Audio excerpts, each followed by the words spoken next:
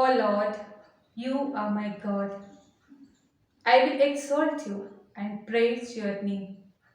For in perfect faithfulness you have done marvelous things, things planned long ago.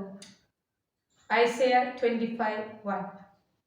My dear sisters, collaborators, well-wishers, benefactors, intercessors, and beneficiaries, at the outset, I extend to you all the joys of the birthday of John the Baptist, the heavenly patron of our congregation, and the greetings of Golden Jubilee of our presence in India.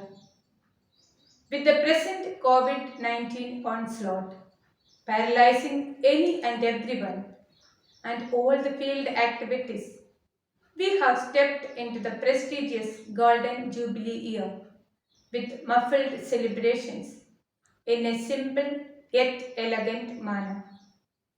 The year was taken forward and inaugurated with a Holy Mass on 24th June 2020, and we entered into the Golden Jubilee year of our province to celebrate the grace and providence of God. We spent the year looking up and trusting the Lord, who has accompanied us for the last 50 years. We lived our lives glorifying the Father by living united to Jesus and by bearing much fruit, fruit that will last. Our good Lord's resounding grace has enabled us to celebrate this momentous feat in the most divine way today.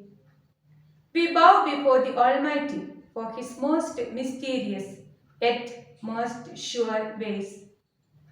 With His grace and the support of each one of you, under the able leadership of community animators and the province team, we were able to accomplish almost all the activities planned for the Jubilee year.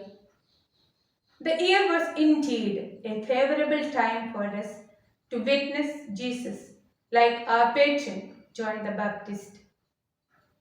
We continue to thank the Lord for his active intervention in the life of the province since the idea was conceived in the mind of our major superiors more than 50 years ago. Grace is when God gives us good things that we don't deserve. Mercy is when God spares us from the bad things we deserve. Blessings are when He is generous with both. Truly, we can never run out of reasons to thank Him. We gratefully remember our beloved congregation, which has been our home and source of encouragement and support all throughout these 50 golden years.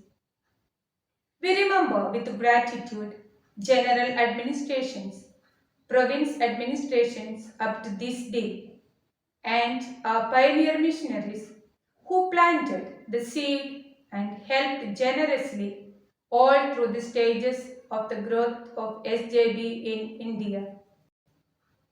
We remember with grateful hearts all the eparchial bishops, major superiors of various congregations, priests in charges of all our centers, well-wishers, benefactors, intercessors, and friends. We thankfully remember and acknowledge all the departed SJBs from India for their selfless service and pray for their eternal rest. The most significant matter in this Jubilee year is that all the pioneer members are able to witness and enjoy the fruit of their hard work of the last 50 years.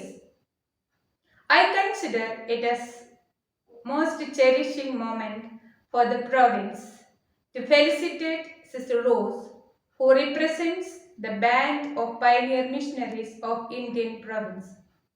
She, who was enthusiastic and active while we inaugurated the Golden Jubilee, is now dependent for her basic needs and movements.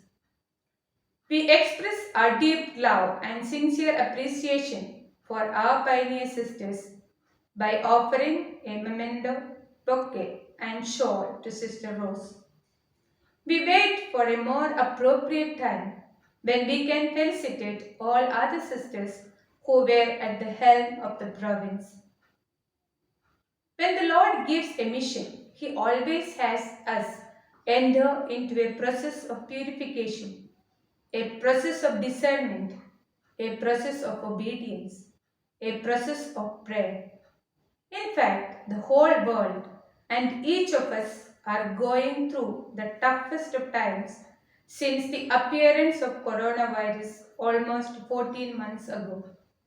Today, during this post corona period, Jesus calls us again to get out and go to all villages and towns to preach the good news. The good news that God is merciful and compassionate. Jubilee year for us as religious congregation of Sisters of St. John the Baptist is a call to be more zealous and vigorous in imitating our patron, whose life is relevant for all times. John received from Christ's own lips the incomparable accolade. Among those born of women, no one has arisen greater than John the Baptist. Matthew 11:11. Yes, John the Baptist's holiness is a call that emphasizes sterner Christian virtues that need reinvigoration today. The first step to attain that holiness is the recognition of our sins and feeling sorry for their great harm. The unbridgeable chasm between the divine and the human can only be crossed by repentance, for that is the basis for us to live again in God's love. The second requirement is the performance of good works, like the crowds at the river Jordan. Today, we, each SJB sister and formies of Indian province, come to John and say, "What are we to do?" In reply, he says to them and to each one of us, "Whoever has two coats must share with anyone who has none, and whoever has food must do likewise." Luke 3:11. In the small examples we get in the Gospels of St. John's preaching, these words stand out as his great concern for the poorest of the poor. John recommends almsgiving not just to benefit the poor, the direct beneficiaries, but to benefit the givers also. John, the friend of the bridegroom, rejoices when we follow the bridegroom. John pointed to Jesus, who went around, met people, and interacted. He directed us to Jesus, who had compassion for the people, and instructed his disciples to see to the needs of the people. Our brethren today are in pain at the loss of their dear ones, loss of job, psychological imbalances, and financial crisis. Jesus today urges us to listen and to respond to the cry of the suffering humanity. Let our Jubilee celebrations do not stop here. Rather, wake us up into action to go to our brethren to introduce a compassionate God, a God who counts our tears, a God who wipes our every tear, a God who sheds tears with us, a God who delivers us from all the dangers. My dear sisters, let us draw strength from the Eucharistic Lord after the example of our Father Founder and set out in action. May God bless us with a fresh anointing of the Holy Spirit to witness Jesus in a more dynamic way. Thank you.